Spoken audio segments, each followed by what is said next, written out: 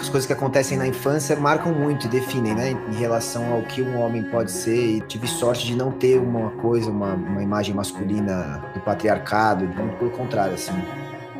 A gente planeja, a gente pensa, a gente analisa, mas a vida tem um propósito maior também. Eu ficava muito num papel passivo. E hoje a gente ainda tá nesse lugar de passividade, tentando buscar o protagonismo de ser homem, de ser pai. Meu Deus, que me livre desse ser. Eu tinha muita raiva, fazia a menor questão, não levava homem a sério. Os bares, tudo que eu frequentava, fazia questão de ser de mulher. Por que as pessoas estão tão virulentas assim? Por que elas não conversam? Por que a gente virou inimigo um do outro?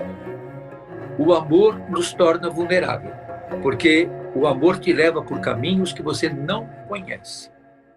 Olá, eu sou Paulo Azevedo e seja bem-vindo, bem-vinda, bem-vinde ao primeiro episódio da temporada 2022 do podcast Alma Masculina, conversa sobre masculinidades. Para você que já nos acompanha desde 2019, muito obrigado pela sua companhia em mais um ano juntos.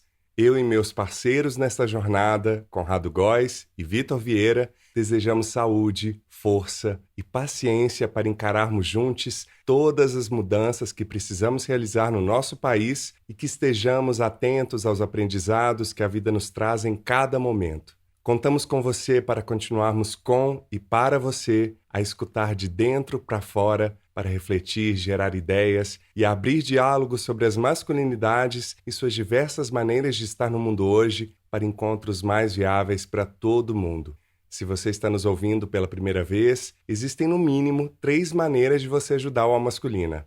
Siga e dê 5 estrelas no nosso perfil no Spotify, Orelo ou no seu agregador preferido e deixe seu comentário. Indique uma das mais de 55 conversas anteriores que trazem visões diversas das masculinidades para alguém que você goste. E por último, para ajudar a manter o Alma Masculina no ar, participe da nossa campanha de financiamento coletivo no Orelo, que traz sorteios e benefícios exclusivos para os nossos apoiadores. Em janeiro, enquanto retomamos o fôlego para a nova temporada, temos episódios especiais com alguns dos melhores momentos de 2021, divididos em 4 partes. O melhor de tudo foi se dar conta do quanto foi difícil selecionar somente alguns dos trechos de todas as conversas incríveis que tivemos ano passado. Aproveite a chance de conhecer um pouco de tudo que vivenciamos juntos em 2021 nessa breve retrospectiva. E quem sabe, querer escutar os episódios na íntegra que ainda não ouviu ou relembrar aqueles que mais curtiu. Nesta primeira parte, você confere a nossa seleção dos episódios 33 ao 38, além da participação do professor e pesquisador Fábio Mariano da Silva no quadro Lugares Comuns. Está imperdível. Paulo Novaes, no episódio 35. Quais foram suas primeiras referências de masculinidades? Minhas primeiras referências, absolutamente dentro de casa. A minha mãe sempre foi uma mulher muito forte e que meio que sempre teve o papel do homem, se a gente for olhar o patriarcado do homem seu. Então, isso para mim já era meio distorcido em relação a outros amigos, que ainda tinha aquele papel do homem, que eu acho que está cada vez se movendo, né, para não ser isso. Hoje em dia só talvez mais pessoas mais velhas. E dentro da família, uma coisa do meu pai, assim, que me marcou muito e também que acho que fez muito eu ter uma sensibilidade de compor e tal, é que eu cresci vendo meu pai compor e expressar o sentimento dele sem vergonha disso, sabe? E cantando, sabe? Isso em alguns ambientes muito masculinos, assim. De uma masculinidade hegemônica, né? De tipo, mas o cara toca e canta ali e fala, sabe, de amor e de sentimentos. Eu também fiz isso muito desde cedo, assim. E já ouvi comentários machistas em cima da... Nossa, tinha um amigo meu muito besta que eu sempre gostei de ouvir músicas que tem uma mensagem, né, que traz uma reflexão, um sentimento e muitas vezes eram músicas mais densas, assim. Aí eu sempre botava minha playlist e tinha um amigo que falava, essa playlist de menininha, essa playlist aí não dá.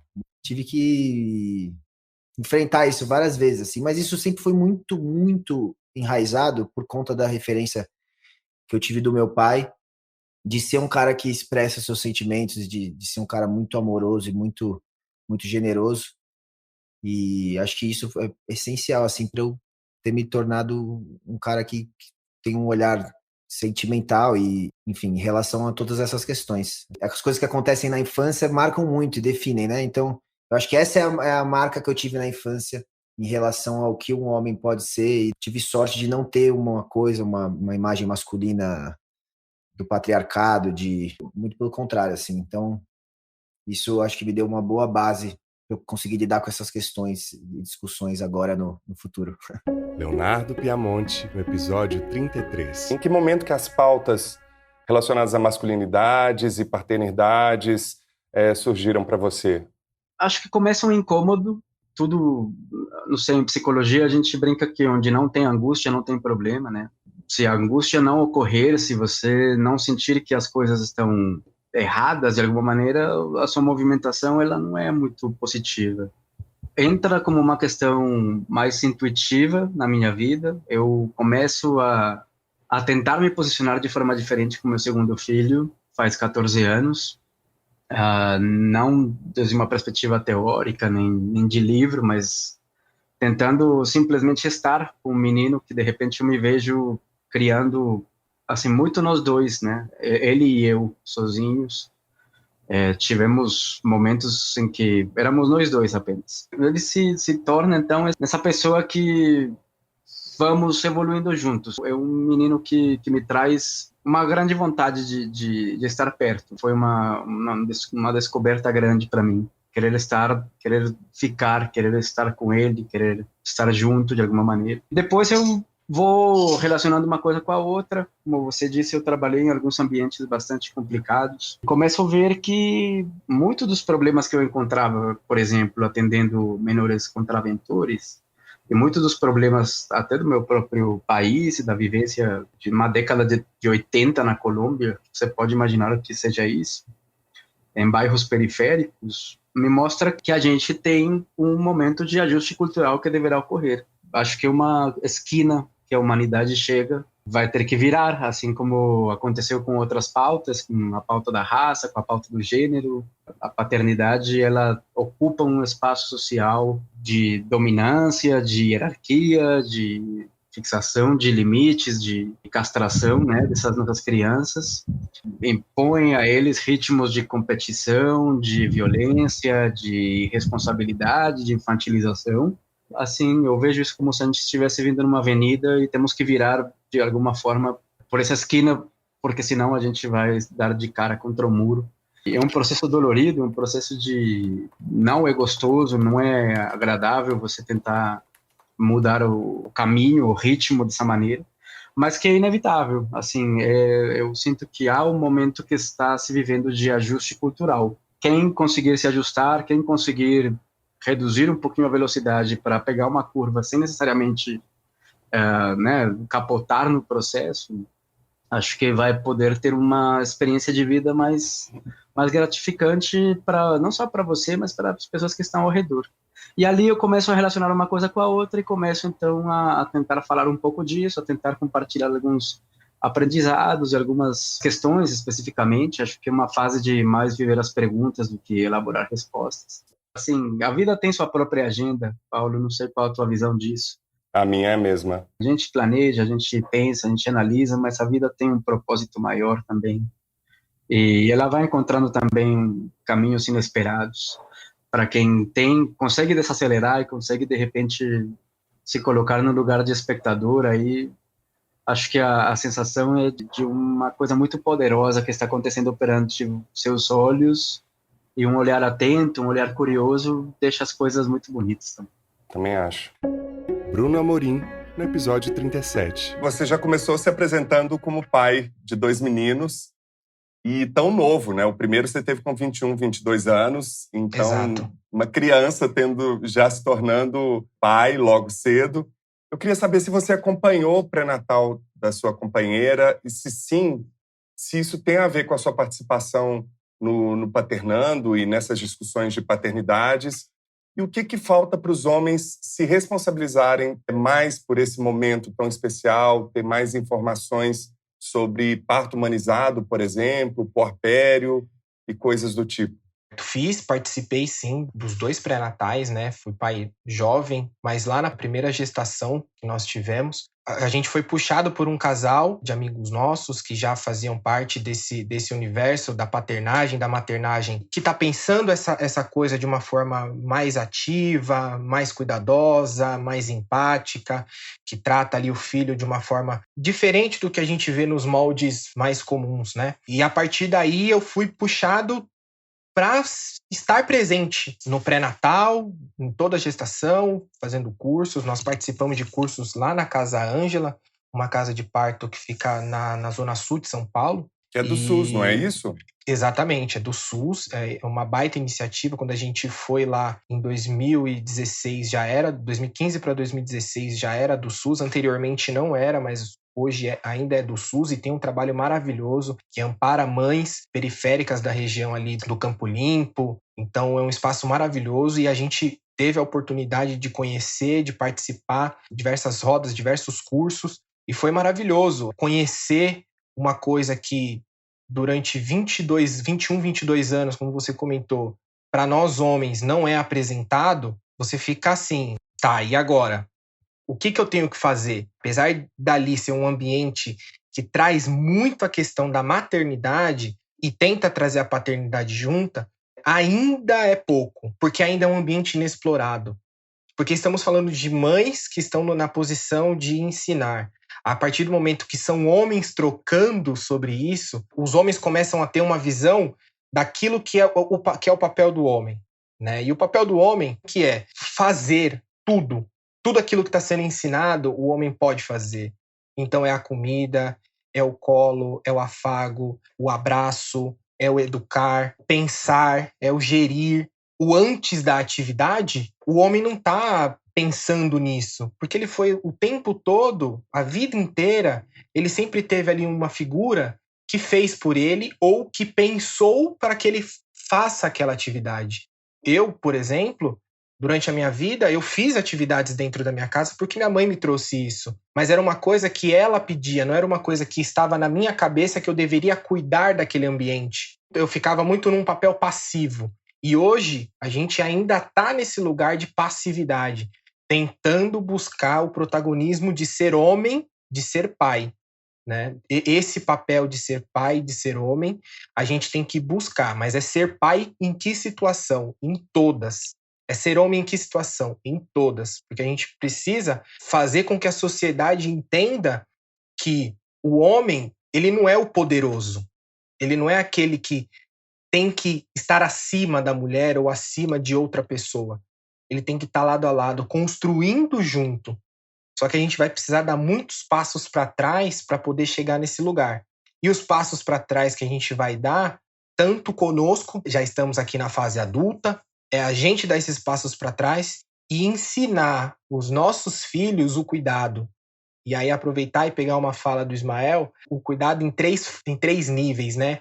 O cuidado de si, que é uma coisa que eu tenho feito muito hoje, um cuidado do outro, é o cuidar do filho, é o cuidar da esposa, é o cuidar dos pais, dos avós, dos colegas de trabalho, e é o cuidar do ambiente. Então, cuidar da casa, cuidar do ambiente do trabalho, cuidar do ambiente externo, do ambiente público.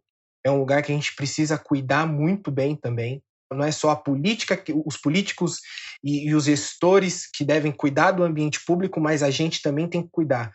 Ensinar as crianças, ensinar os nossos filhos, ensinar as crianças que estão ao nosso redor esses 3 cuidados, principalmente. Eu usaria até fazer uma provocação que eu acho que os homens precisam dar passos à frente, não atrás, né? Eles precisam avançar porque as mulheres nos provocaram tantas coisas que a gente ficou para trás, né? Enquanto pais, enquanto pessoas dentro de um ambiente, de um contexto social, enfim, eu acho que a gente tem que dar passos à frente para entender esses papéis que durante décadas, séculos, milênios, a gente entendeu como sendo femininos, né? Ou de uma maternagem. Aspas. Lembro do parquinho cheio de crianças pequenas que costumava visitar antes da pandemia, quando meus meninos eram menores. O parquinho sempre me levou para um pensamento. Por que as nossas crianças, que brincam agora em diferentes com gravetos, folhas e baldinhos de areia, que pulam, correm e se sujam por igual, Daqui a pouco vão se distanciar entre eles, segregando meninos de meninas?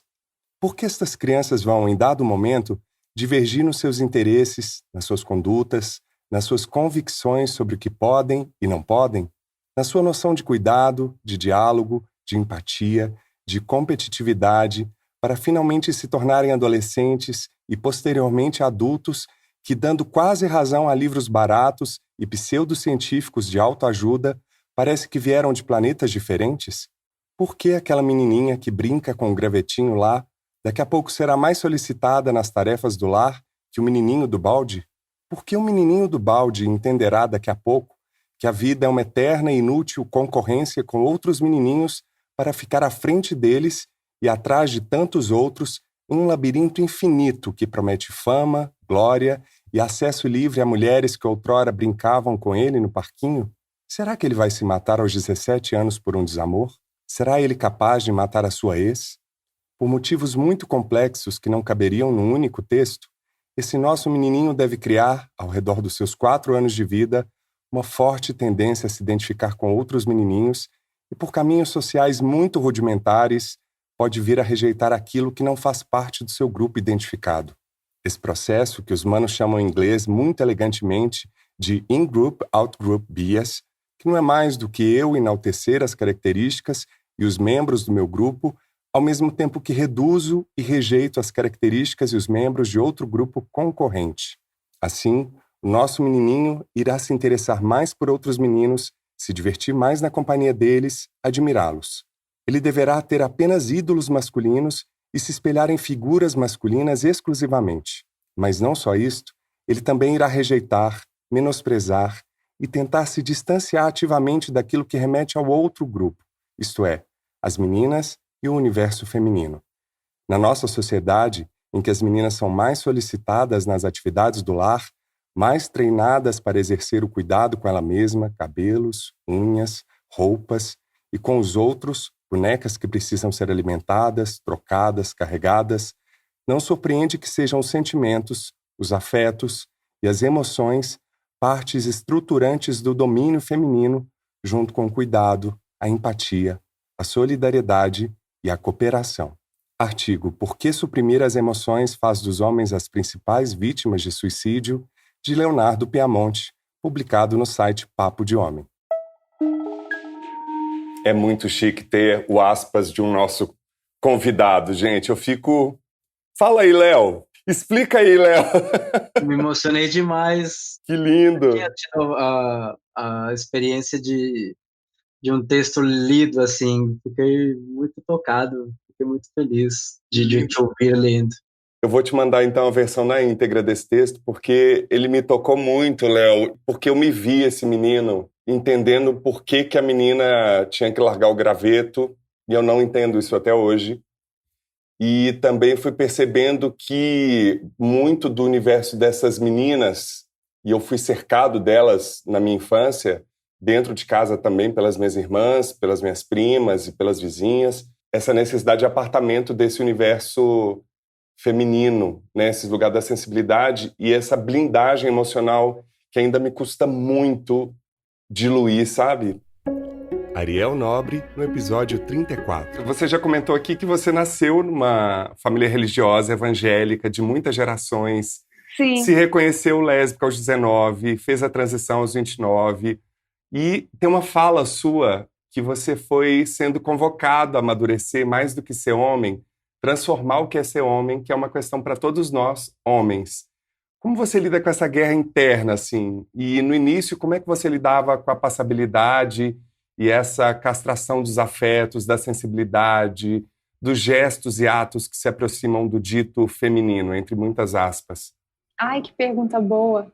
Onde eu nasci, é muito recente todo esse avanço trans, né? Todo esse debate de masculinidade, indo além do ser mulher e até voltando para nós, homens. Então, quando eu nasci naquele lugar, naquele contexto, faz pouco tempo que eu sabia que eu podia ser trans, que é isso e tal, entendeu? Então, por muito tempo, enfim, não sabia que era uma possibilidade mesmo. Para mim, existia bicha sapatão e eu era sapatão. Então demorou muito tempo, já no Rio de Janeiro, depois da faculdade, que aí eu vi que poderia rolar isso, que eu vi que tipo, tem essa possibilidade de você viver mais a masculinidade, entendeu? Teve uma parte da minha vida que, principalmente acho que na faculdade de artes, assim, já tudo era mulher na minha vida, sabe? Se eu aparecesse para aquela pessoa assim, eu acho que eu ia tomar um susto se alguém falasse, tu vai virar homem. Deus que me livre desse ser, que eu tinha muita raiva, fazia a menor questão, não levava o homem a sério. Minha chefe era mulher, sei lá, minhas professoras eram mulheres, minhas amigas eram mulheres, os bares, tudo que eu frequentava fazia questão de ser de mulher. Então, nunca levei homem a sério. Fábio Porchat, no episódio 36. Na série Homens, que você é o criador e é uma realização da Porta dos Fundos, tem um momento que um personagem diz o seguinte: ensinaram pra gente a vida toda uma coisa e agora estão dizendo que a coisa que a gente aprendeu não é mais a coisa certa. Quando é que você teve essa percepção sobre a própria masculinidade, sobre esse tema em geral, e o que mudou e o que não pode mais? É difícil porque é diário mesmo, é um processo diário de percepção do que pode, do que não pode, do que eu achava que não podia e que pode muito mais do que a gente acha que pode. Com o Porta dos Fundos, a minha cabeça abriu. Foi quando eu me juntei com aquela gente ali, comecei a pensar. Eu lembro a gente ainda no início, 2011, 2012, que aconteceu, a gente ainda com uma cabeça muito antiga, meio velha. A gente começa ali a fazer comédia, a pensar, aí vem papo de segunda ali. Esse processo de Porta dos Fundos e amadurecimento da idade, da vida mesmo. E papo de segunda foi o que me levou a pensar em privilégios, em masculinidade, em coisas que eu achava certas e erradas, que é uma loucura. Foi ali que eu comecei a me dar conta. Eu sou uma pessoa muito racional, muito vambora, vamos fazer, vamos resolver isso. Todo mundo diz que eu tenho coração de pedra, minha mulher diz isso, Calabresa fala, esse coração de gelo que não derrete nunca, porque eu sou muito prático, eu resolvo as coisas. Mas eu sou uma pessoa que não choro, por exemplo, eu não consigo chorar. Eu escorre até lágrimas, assim, uma ou outra, pouquinho, assim, eu me emociono. Diferente de chorar, eu me emociono muito. Mas chorar é muito difícil, quando eu choro, é isso, é um pouquinho de uma lágrima, minha cara inteira fica esquisita, eu não consigo, eu nunca chorei aos prantos, por exemplo. Você lembra a última vez que você chorou? Lembro, a última vez que eu chorei eu tinha 18 anos, quando eu fui sair de casa e eu fui falar pra minha mãe que eu ia mudar pro Rio. E aí eu lembro que eu sentei com ela, deitei com ela assim no sofá e comecei a chorar e ela chorou também. Foi bonito assim, ela chorando, pensando, calma, não precisa, aquela coisa de mãe, né? Fica aqui em São Paulo. Eu falei, não, mas eu quero ir pra ser ator e tal. Ela super me apoiou. E aí eu vim pro Rio. Eu lembro nesse dia que eu chorei muito mesmo. E depois nunca mais chorei assim. E então desenvolvi uma psoríase. Parabéns, Fábio. Que louco como somatiza, né? Somatiza totalmente. Eu tenho doenças autoimunes, como minha mãe também tem. Então eu tenho líquido em plano na minha unha, couro cabeludo, dá umas psoríases assim. E o que você acha que agora não pode mais? Para quem ainda não percebe esse movimento de autoconhecimento, ou de reflexão, ou de percepção das mudanças mais recentes do mundo, né? Diferenciar homem e mulher sexualmente falando. Eu acho que essa é uma das coisas mais difíceis. A coisa mais difícil para mim hoje, desconstruir, é não olhar para uma mulher que eu considero atraente e não vê-la como um pedaço de carne. É imediato. Eu olho e falo, essa mulher é gostosa. Eu comeria essa mulher. Claro, eu tô casado, então é diferente. Mas o que eu digo até é olhar e desejar. Não tô dizendo que eu vou dar em cima. Tô dizendo que eu passo a mão. Tô dizendo que o primeiro olhar para uma mulher que me atraia é que delícia, que gostosa, quero... É o primeiro. Talvez para as mulheres seja assim também. Tô falando aqui o lado meu do homem e tal. Mas como se sexualiza muito o corpo feminino em tudo, em todos os lugares... E esse é um dos males ali do machismo. E não tô dizendo assim, nossa, que mulher bonita, que mulher interessante, porque isso aí, lógico, a primeira coisa que a gente vê a cara da pessoa, a gente tem esse julgamento inicial, que mulher bonita, que mulher interessante e tal. Mas uma coisa, por exemplo, que homem faz muito, hétero, né? Achar que tudo é um sinal de que a mulher quer dar pra você. Isso chega a ser aflitivo. E é assim, a mulher falou oi. Mesmo, não é nem brincadeira, não é assim um exemplo, é real. Se você fala tudo bem, a mulher faz oi, tudo bem, você pensa, quer me dar.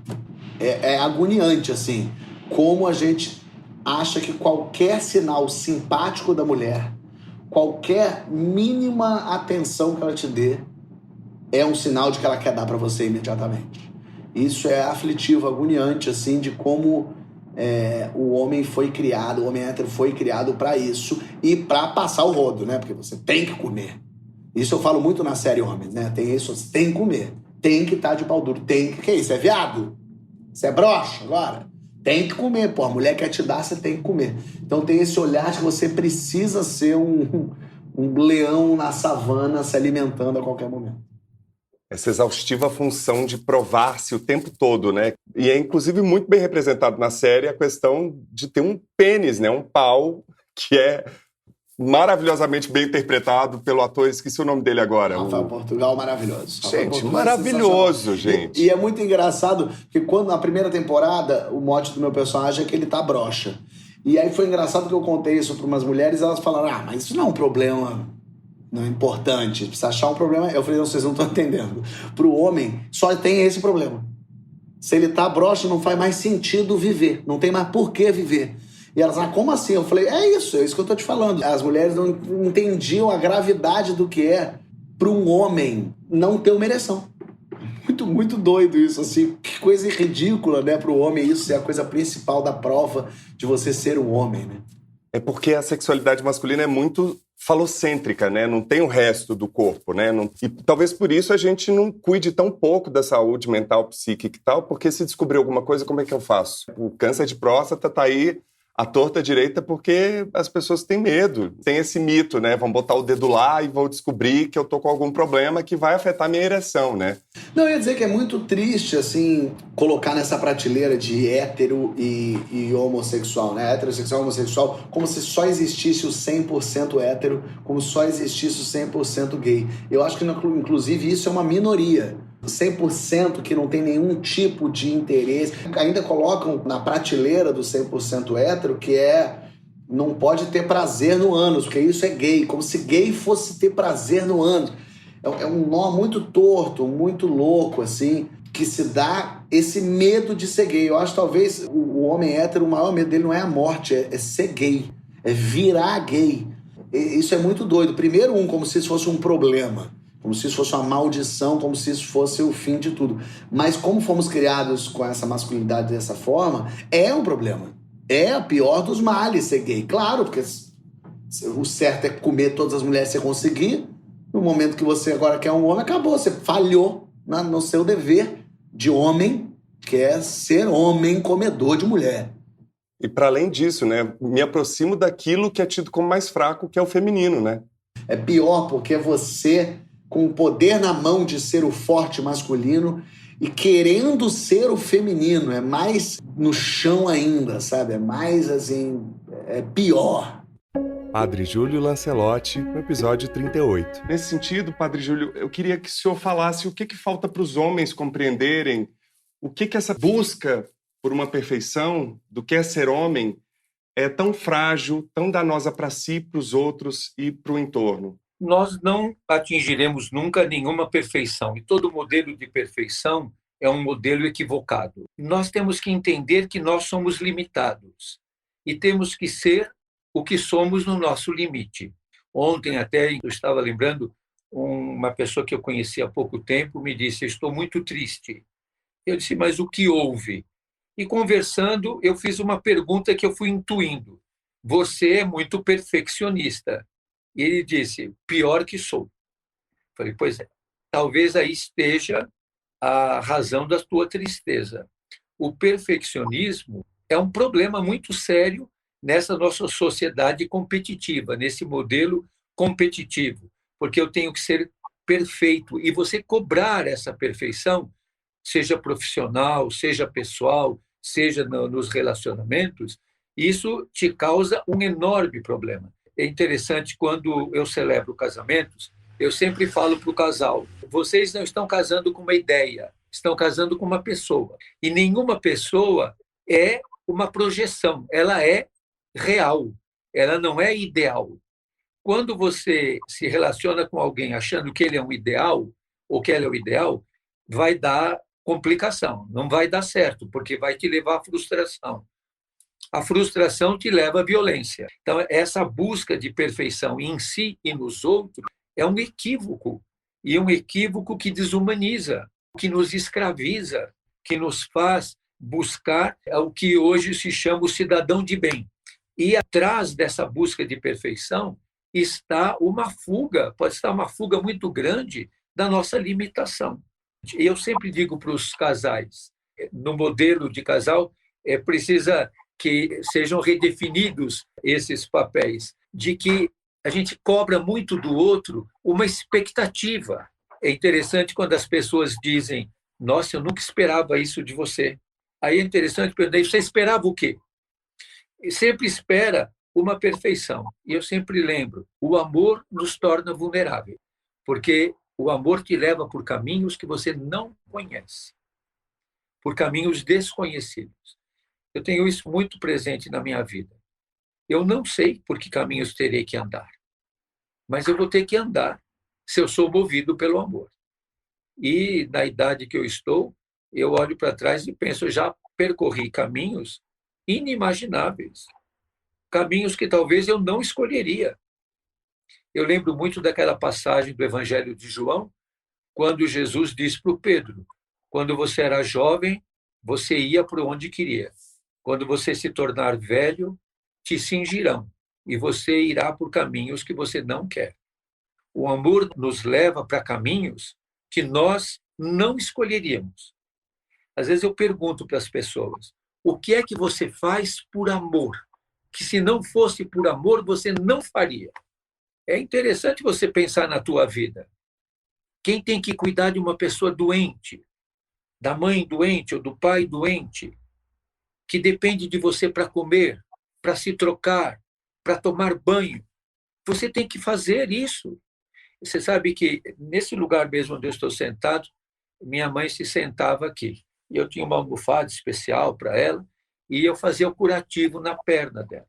E todos os dias de manhã, antes de ir para a igreja, eu fazia o curativo. Eu tinha minha caixinha de curativos, eu tinha uma ferida na perna, assim, abaixo do joelho, e eu fazia o curativo. E o médico veio um dia, porque disse: eu quero ver como é que você faz o curativo. E eu comprava coisas especiais. Se fosse hoje, eu trataria com ozônio, mas naquela época eu não conhecia o ozônio. Então eu fazia lá o curativo. E aí ele falou para mim: você faz muito bem o curativo, faz a asepsia direitinho, faz com muito cuidado. Você gosta de fazer curativo? Eu falei: não. Eu amo a pessoa em quem eu faço o curativo. Por isso eu faço o melhor que eu posso, porque eu amo essa pessoa. Então eu faço o curativo da melhor maneira que eu sei fazer. Eu não sou um fazedor de curativo. Eu sou uma pessoa que, por amor, faz o curativo na pessoa que ama. Então eu faço o melhor que eu posso. Quando eu terminava o curativo, eu fazia um carinhozinho em cima desse curativo. Então eu acho que isso nós temos que aprender a fazer por amor. Lugares Comuns, com o professor e pesquisador Fábio Mariano da Silva. Fábio, a gente tem falado muito sobre o lugar de privilégio dos homens, né? Em especial dos homens brancos, héteros, cis e por aí vai. O que falta para os homens entenderem ou perceberem que as masculinidades estão relacionadas a muitos dos problemas sociais que a gente vem debatendo e discutindo aqui no Masculina e em vários outros lugares da sociedade, de danos físicos, emocionais e psíquicos, agente de violência contra si mesmo e aos outros. Qual que seria o privilégio, o benefício de sustentar essa posição tão pesada? Então, quando a gente está falando de privilégio, é importante a gente pensar que a gente fala de um grupo pequeno, né? Porque se você vai olhar do ponto de vista educacional, quem tem acesso à educação ainda é um percentual muito pequeno da sociedade brasileira. Quando você fala, por exemplo, do domínio de uma segunda língua, são pouquíssimas pessoas que têm um domínio de uma segunda língua. E tudo isso diz respeito a privilégios que são exercidos historicamente. E quando você fala de masculinidade, você fala de um lugar de privilégio, que é um lugar em que você sempre foi o centro. E que você sempre foi o centro em detrimento da outra, do outro. das mulheres e daqueles que são que exercem marcadores de dissidências sexuais. Então, para que a gente possa avançar, você precisa romper. Para você romper, você precisa mexer no privilégio. Para você mexer no privilégio, você precisa tratar, por exemplo, do ponto de vista racial, como se dão as políticas públicas de reparação histórica. Como é que você vai fazer, por exemplo, para que mulheres acessem o mercado de trabalho e, mais do que isso, elas acessem o mercado de trabalho, mas elas alcem a determinados postos de poder dentro das empresas, cargos de chefia, de gerência e assim por diante. É mexer nesses lugares que vai fazer com que você, de fato, esteja fazendo o quê? Mexendo com os privilégios. Porque o privilégio, quando a gente está falando do privilégio, a gente está falando de estruturas muito bem alicerçadas que fizeram com que os homens fossem se apropriando desses espaços. E mexer nessas estruturas significa tirar a garrinha dos homens que estão ali. Fazer, não, nós precisamos dividir. Nós precisamos dividir em termos políticos tudo aquilo que eu tive para que mulheres, pessoas negras, LGBTs e assim por diante também tenham. Quando você fala de privilégios, a gente está falando de uma estrutura de poder. E uma estrutura de poder, ela não vai se dar só quando você diz assim, as mulheres ingressaram no mercado de trabalho. Não, elas ingressaram no mercado de trabalho, mas elas precisam ter o mesmo salário. Elas ingressaram no mercado de trabalho, mas para exercer funções iguais às dos homens, elas precisam ter o mesmo salário. Mas elas precisam ter as mesmas condições de acesso. E você não dá acesso do dia para a noite quando historicamente você negou esse acesso, porque há uma desvantagem desses grupos para chegar até aí. E é isso que a gente precisa entender. Então, mexer no privilégio vai fazer com que você gire em torno desses temas, que são temas caros, porque a gente sempre viveu sobre o mito da democracia racial, a gente sempre viveu sobre o mito da igualdade sexual, da igualdade de direitos, quando na verdade o que aconteceu é que os direitos foram depositados para um e os outros foram sendo alijados. O que a gente precisa fazer é reconstituir as políticas de aliança para que a gente entenda o direito que as diferenças têm de exercer esses lugares historicamente foram ocupados por homens brancos e cis héteros. E perceber o preço de manter essa estrutura que foi criada não por você, que veio antes de você e talvez não faça mais sentido, né? Assim como muitas estruturas da história da humanidade desapareceram por não fazer mais sentido. E exatamente, né? Tem uma coisa que é muito importante que você disse. Você precisa perceber historicamente como esses privilégios deu. Porque você pode dizer, mas eu não sou machista, eu não sou racista, eu tenho amigos, eu divido espaços. A questão é que você não é racista, mas se você continua usufruindo de uma estrutura de privilégio histórica, você está manifestando, você está sendo conivente com o racismo. Porque você pode dizer que não é, mas você está se beneficiando de uma estrutura que é. Você pode dizer, mas eu não criei o racismo, eu não criei o heteroterrorismo, eu não criei o machismo, mas você acaba se beneficiando dela quando você vai sem dar lugar e oportunidade para o outro. É preciso que a gente tire o pensamento de que negros falam só de negros ou sobre racismo, de que mulheres falam só sobre mulheres ou feminismo, e é preciso dar voz para que essas pessoas possam falar de todo e qualquer tema. Temas, por exemplo, que foram negados durante a história para eles. Então, se você não faz isso, você está se beneficiando de uma estrutura que é uma estrutura de privilégios. E você está automaticamente exercendo o seu privilégio sobre a outra pessoa. Padre Júlio Lancelotti, no episódio 38. Qual que é a sua visão sobre o papel das masculinidades, em especial a masculinidade hegemônica, sobre o contexto do nosso país hoje? A gente está falando de cerca de 19 milhões de pessoas passando fome, cerca de 14,3 milhões de pessoas desempregadas, cerca de 220 mil pessoas em situação de rua, claro, números subestimados. Qual que é o papel das masculinidades nesse contexto que a gente tem hoje tão desolador? Olha, eu acho que nós temos visões muito desumanizadoras, seja ela qual for. A nossa visão está muito desumanizada no individualismo, na meritocracia, na competitividade. Eu acho que essas dimensões, elas destroem tanto a dimensão das masculinidades quanto das feminilidades, seja do que for, ou das diversidades. Antes de você se dizer ou se identificar de uma determinada maneira, ou você se identifica daquela maneira de maneira humanizadora.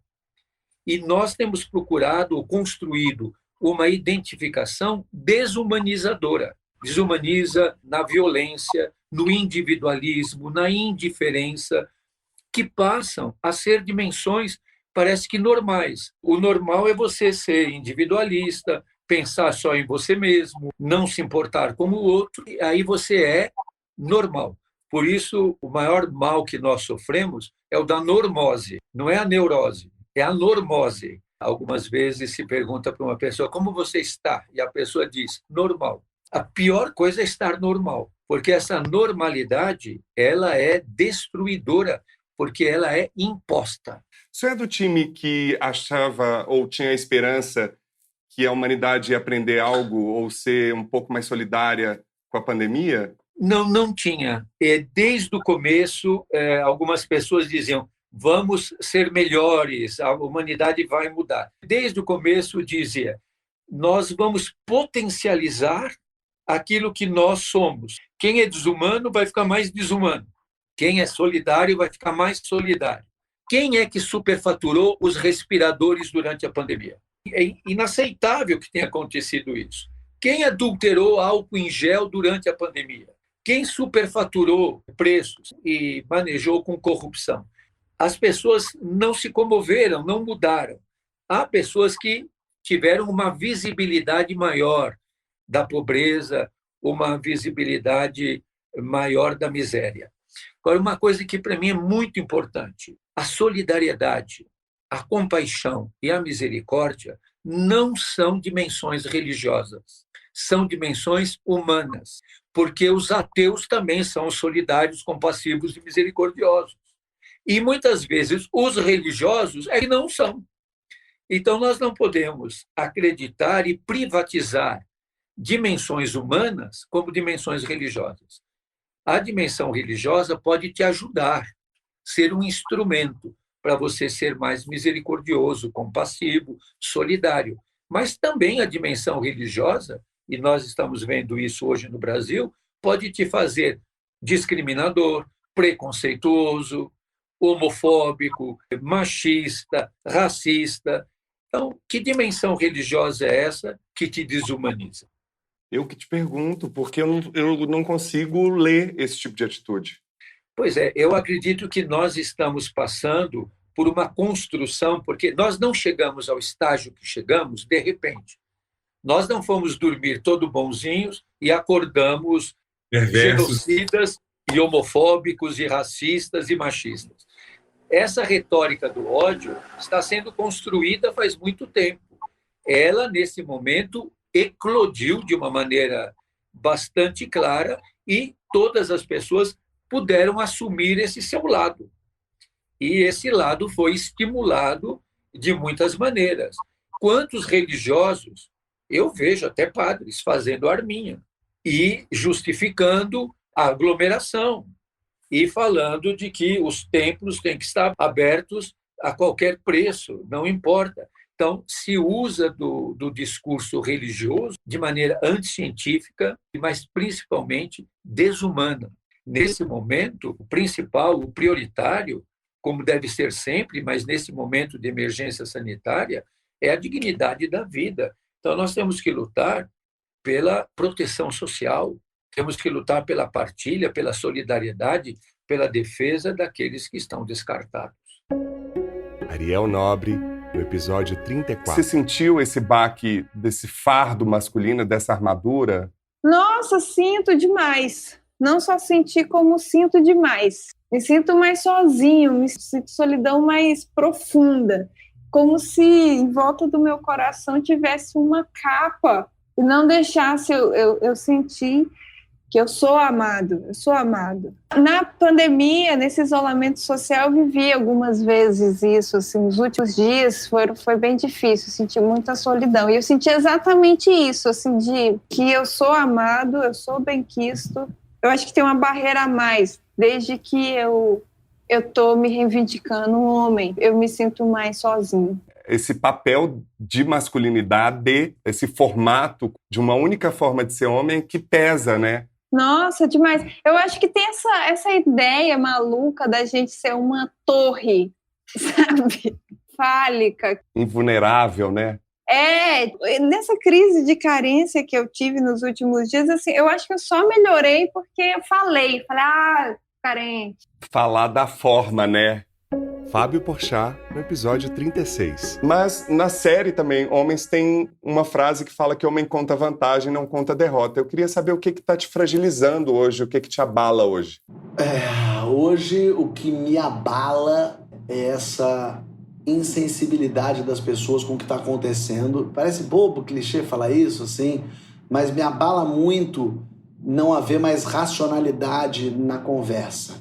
A forma com que a maldade chegou ao poder e se mantém no poder. Me deixa, assim, meio deprê, assim, eu me sinto meio impotente. Eu quero dar um jeito de resolver, eu quero falar, eu quero fazer, porque eu acho meio... Como é possível que as pessoas vejam quase 300 mil mortos pela pandemia e fale, não vou usar máscara, não, eu vou em festa aglomerar. Eu acho tão louco, assim, é um pedaço de pano, é como bem disse a Natália lá, cientista, falou, é um pedaço de pano, porra, usa! É isso, assim, eu não vou usar um pedaço de pano na cara, eu vou negar isso, eu vou convencer pessoas a não tomarem a vacina. Isso me desestabiliza, assim, num nível muito violento. Eu entendo que as pessoas estão muito fragilizadas. Inclusive o imbecil. O imbecil também sofre. O idiota... Eu vou te corrigir, também... eu vou usar um aprendizado que você me ensinou numa entrevista. O presidente, vamos falar PJ. Vamos assumir a responsabilidade. Eu achei genial isso que você falou. Tudo no Brasil a gente vai personalizando, né? Não é um cargo público que tem responsabilidade de um cargo público. Estou te corrigindo porque você me ensinou isso. Não, é porque eu falei o imbecil, mas eu não estava querendo falar do presidente, não. Eu tava falando de qualquer pessoa imbecil, mas você vê como o Freud está em todos os lugares. Eu não estava falando especialmente do presidente, que é um imbecil, você tem razão, ele é um imbecil, é um bom representante do clube dos imbecis. Mas eu estava dizendo que o ser humano que é imbecil, que é idiota, que é... Eu te dei a cama para você. Até esse, ele tá cansado também, ele é coitado também, ele não aguenta mais também, do jeito torto dele.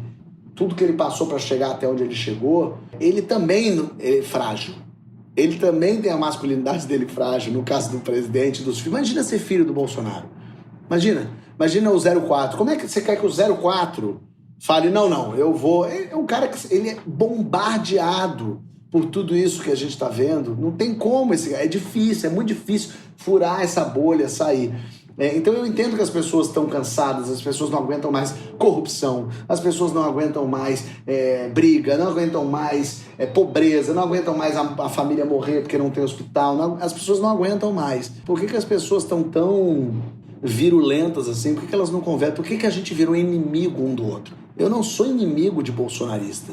Eu tenho opinião contrária, não concordo com ele. No Brasil, na política, não tem inimigo. Eu tenho opiniões contrárias, a gente tem que parar de ver o outro como inimigo. Do nosso lado aqui é difícil, claro, que a gente fica com raiva, como é que ele não vê isso? Mas ele não é inimigo. Ele tem outras ideias, outras questões e a gente precisa conversar, dialogar. E aí que é o problema da falta de educação no país. Claro que é o saber ler, escrever e fazer conta, mas é o conversar, interpretar texto, é ouvir o outro. A gente não tem essa educação. Essa educação que eu tô falando, é educação de adulto. Não temos. A gente xinga, a gente tem que parar, respirar, ouvir, falar, entender. E é só assim que a gente chega. É só assim que a gente modifica o outro. A gente só quer fazer parte. A gente só quer pertencer. O ser humano só quer ser amado. Ele só quer ser significante. De alguma forma, ele quer que a vida dele tenha algum significado que ela não tem. A gente quer se enganar achando que tem. Me desestabiliza quando as coisas não saem do jeito que eu quero.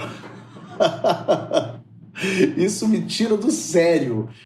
Bruno Amorim, no episódio 37. Como é que você lida quando alguém te acusa de uma atitude machista, ou mesmo racista, ou mesmo homofóbica? Como é que você se sente cobrado por se apresentar como ativista dessas causas? E você também foi criado dentro dessa estrutura que tem todos esses elementos, né? Eu mesmo me pego, às vezes, com comportamentos racistas, homofóbicos e machistas que parece que dói mais, porque você está mais exposto pelo que você prega, ou você fala, ou pela forma como você se posiciona no mundo, parece que você ganha um certo lugar que as pessoas ficam um pouco mais de olho com as suas posturas. Como é que você sente? Sim. A primeira coisa que a gente faz nesse momento, o que eu faço, eu acredito que fica de lição para todo mundo, é pedir desculpa. É a primeira coisa que você deve fazer. Sem mais, sem porém, sem mas e isso? Não. Me desculpa. Aí, a partir desse momento, você vai, em cima desse seu erro, trabalhar para que isso não aconteça mais.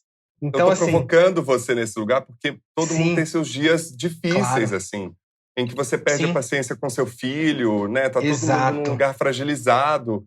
E, às vezes, ser cobrado por um discurso que você tá falando para si mesmo, como um processo de mudança, de transformação, de reflexão, e vem o outro e te cobra disso, quase que fala assim, nossa, essa pessoa não entendeu nada, de que eu não tirei diploma de nada ainda, sabe? Assim, nunca vou tirar.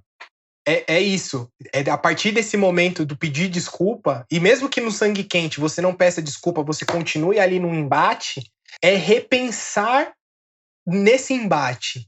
Falar, poxa, eu fui machista nesse lugar? Fui. Não tenha dúvida. Você foi. Você foi racista se for uma relação de branco para negro. O negro para negro é uma reprodução, porque a gente não tá num lugar de poder para ser racista com outro negro. E sim, cara, esse apontar de dedo acontece. E muito. É a gente parar e pensar, se desculpar, parar e pensar, rever os pensamentos. É um pisar em ovos o tempo todo dentro da sociedade. Porque as pessoas, quando veem isso acontecer, vão falar, olha lá, o cara é hipócrita. Ele luta contra o machismo, mas está sendo machista. Eu fui criado. O homem foi e é criado dentro de uma estrutura machista. Isso é uma luta diária, perene, que não vai acabar, eu acredito, né, infelizmente, que não vai acabar enquanto eu estiver vivo. Não sei os meus filhos. Não sei se a gente vai ver muita mudança, não. Diz que a média são 60 anos para alguma mudança, gente. Para a equiparação salarial do homem para a mulher, é de 60 anos. Olha só, a gente está falando de pessoas que fazem o mesmo trabalho, isso sem falar do trabalho que não é remunerado, né, que o capitalismo rouba aí essas horas de trabalho, né, que é o do cuidado da casa, do lar, enfim, que é um trabalho 24 horas por dia. Tirando esse trabalho que é da mulher e que essa mulher não recebe, e que se o capitalismo fosse um pouquinho mais inteligente, ele usaria desse trabalho para injetar mais grana no seu modus operandi, as pessoas teriam uma vida melhor. Mas o capitalismo não está nem aí, ele só quer saber de pisar nos mais pobres, não é verdade? É se colocar, mas saber que você também tem seus erros a todo momento. Fora do mar. Léo, você já se sentiu como peixe fora d'água, inadequado? Você já se sentiu fora do mar? Todos os dias eu sinto que... eu não sei... sabe esse filme Souls que a Disney mandou agora? Tem uma frase ali que eu acho incrível, que a saxofonista, aquela foda, fala pro protagonista, né? Fala assim, aquela história do peixe. O peixe estava procurando o oceano e pergunta pro sábio, onde é que eu acho o oceano? Ele fala, você tá no oceano. Ele fala, não, isso aqui é só água. E aí eu acho que isso tem um pouco acontecido, e é uma reflexão muito bonita desse filme também. Fora de que água, né? Que eu tô me sentindo. Fora de que oceano, né? Tô me sentindo fora do quê? E há um processo de detachamento, de deslocamento, quando você decide não compactuar com algumas práticas. Mas também acho que a gente tem que prestar muita atenção na idealização do homem que a gente quer ser. E entender que o importante é o homem que você está sendo. E nisso também eu tenho me sentido, às vezes, um peixe fora d'água. Há uns pontos de concreto ali que às vezes você decide não enfrentar. E vão te custar muito caro. Então, tomara que, assim, que a sua água seja a água do dia, que a sua água seja a melhor água possível, e especificamente, assim, que a sua vivência como peixe tente respeitar o ecossistema onde você está inserido. E aí talvez você passe a se sentir dentro d'água no momento, mas é um processo contínuo. Maravilhoso. Inclusive, essa idealização às vezes pode ser tão opressora quanto aquilo que você está buscando contrapor nessa água, né? Sempre. Sempre. lugares em que você não conhece as pessoas que você tá, toda a primeira vez que você chega nos lugares. Todo lugar que exige um mínimo de dificuldade, eu me sinto um peixe fora d'água. Mas eu tenho por hábito me jogar e fazer mesmo assim. Mas minha mãe fala isso, ela fala muito da minha diferença com a minha irmã, que a minha irmã mais nova, ela fala isso: Fabinho, você parecia assim, quando você via um obstáculo, então tinha um muro na sua frente, você pequenininho contornava o muro. A Alice parava no muro e chorava. E ela precisava de ajuda para transpor. E um não é melhor ou pior. Cada um transpõe o muro de alguma forma.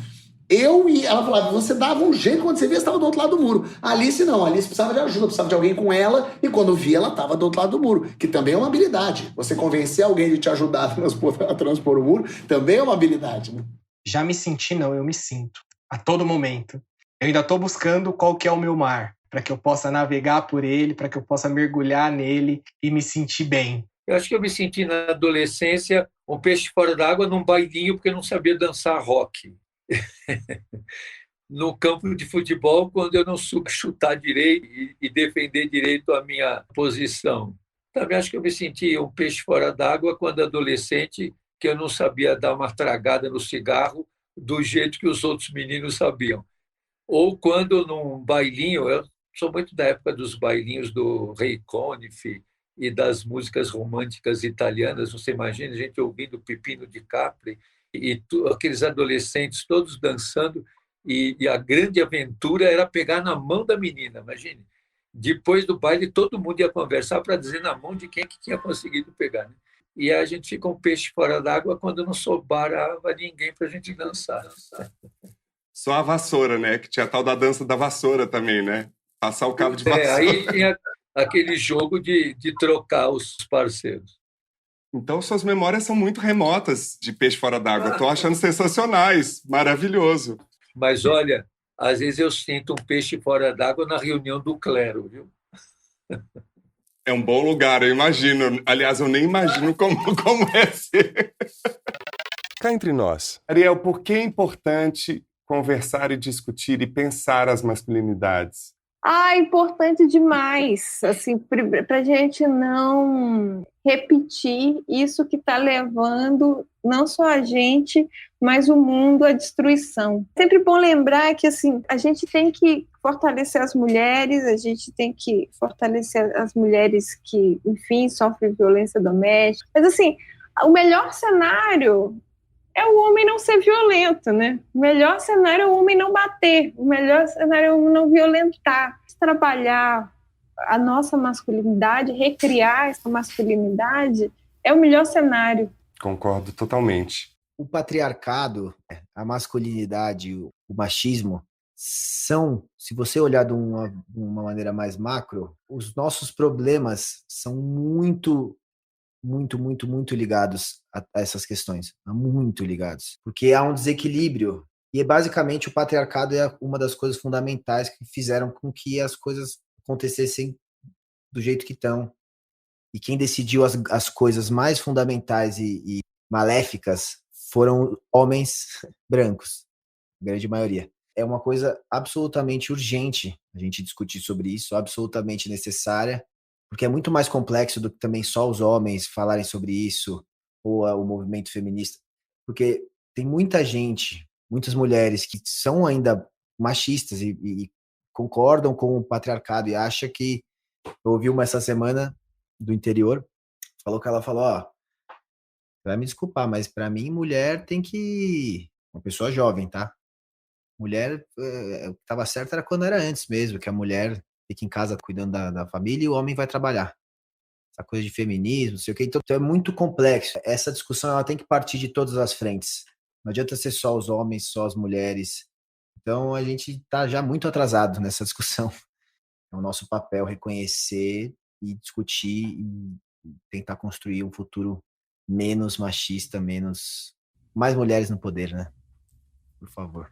O quanto antes, por favor. Nada de oposições ou divisões, é só porque precisa de uma maioria do nosso país e do mundo que é formado por mulheres, precisa de uma maioria parda e negra, que é a maior parte do nosso país, ser representado e estar nos lugares de poder. Já não dá mais, principalmente no aspecto político e das empresas. ter um ponto de vista único que é branco, heterossexual, cisgênero, rico, né? E as empresas estão sacando isso. Você mencionou do trabalho da sua irmã. As empresas sacaram que empresa que não aposta em diversidade perde dinheiro, porque são menos pontos de vista para solucionar o quebra-cabeça do lucro que elas tanto querem.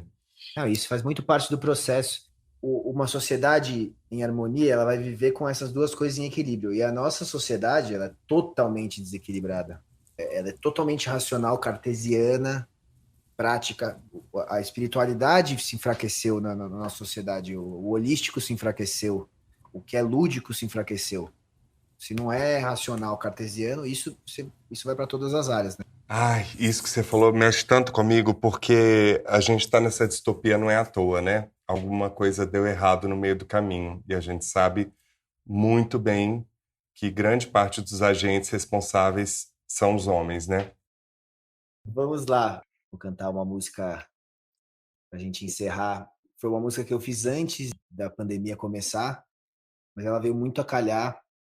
Parece que eu tive um insight do futuro, assim, porque eu escrevi ela e meses depois veio a pandemia e ela saltou assim, chama Deixa a Luz Entrar. Muito obrigado e vamos lá. Quando a ansiedade nos sufoca demais, fica tão difícil ver o tempo passar. Vejo os pensamentos congelados no ar, como numa estrada que não tem pra onde chegar. Nessas horas é preciso respirar. Feche os olhos e esqueça onde está. Deixa o grito do silêncio falar. Ouça, ouça.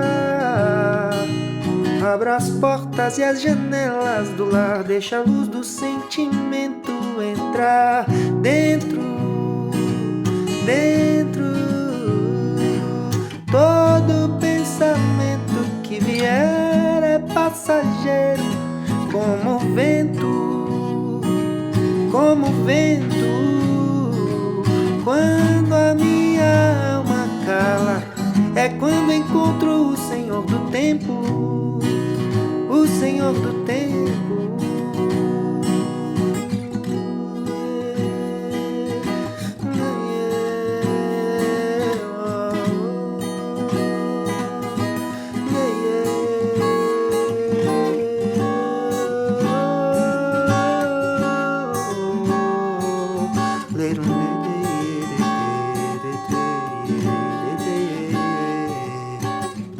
Quando a ansiedade nos sufoca demais, fica tão difícil ver o tempo passar. Vejo os pensamentos congelados no ar, como numa estrada que não tem pra onde chegar. Nessas horas é preciso respirar. Feche os olhos e esqueça onde está. Deixa o grito do silêncio falar. Ouça, ouça. Abra as portas e as janelas do lar. Deixa a luz do sentimento entrar dentro, entra dentro. Todo pensamento que vier é passageiro como o vento, como o vento. Quando a minha alma cala, é quando encontro o Senhor do tempo, o Senhor do tempo. Deixa a luz entrar, deixa a luz entrar, deixa a luz entrar, deixa a luz entrar, deixa a luz entrar, deixa a luz entrar, deixa a luz entrar, deixa, deixa. Feche os olhos e esqueça onde está. Deixa o grito do silêncio falar. Ouça, ouça. Abra as portas e as janelas do lar. deixa a luz do sentimento entrar.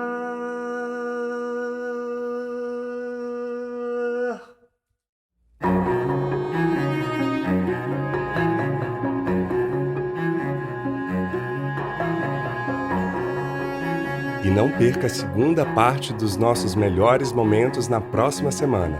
Siga as nossas redes sociais no Twitter e no Instagram @almasculina e se inscreva no nosso canal no YouTube. E também visite nosso site e conheça todos os episódios na íntegra, além da transcrição do Aspas, lugares comuns e as dicas do quadro Escuta Aqui. Anote aí e faça uma visita: www.almasculina.com.br. Comente, compartilhe os posts e leve a Alma Masculina para mais gente. E se você quer levar o conteúdo do Alma Masculina para sua empresa ou evento, envie um e-mail para contato@almasculina.com.br. Será um prazer compartilhar essa rica experiência que tem sido nossos encontros sobre autoconhecimento, diversidade, vulnerabilidade, entre tantos outros temas, sempre relacionados às masculinidades para homens, mulheres e não binários. Colabore para manter o Alma Masculina no ar por meio da nossa campanha de financiamento coletivo. Saiba mais no site www.orelo.cc/almasculina. E agradecemos a todos os nossos apoiadores, em especial Alexandre Valverde, Ana Maria de Lima Rodrigues, Ângela Mucida, Danilo Azevedo, Felipe José Nunes Rocha e Juliana Dias. Agradecemos também aos nossos convidados Leonardo Piamonte, Ariel Nobre, Paulo Novaes, Fábio Porchat, Bruno Amorim, Padre Júlio Lancelotti e Fábio Mariano da Silva.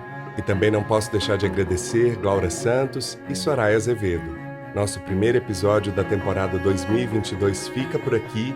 E o Alma Masculina é feito graças a Conrado Góes, na trilha sonora original e mixagem, @conza01, Vitor Vieira nas fotos, @Vitor Vieira Fotografia, e eu, Paulo Azevedo, na idealização, roteiro, edição e apresentação, @Paulo Azevedo Oficial.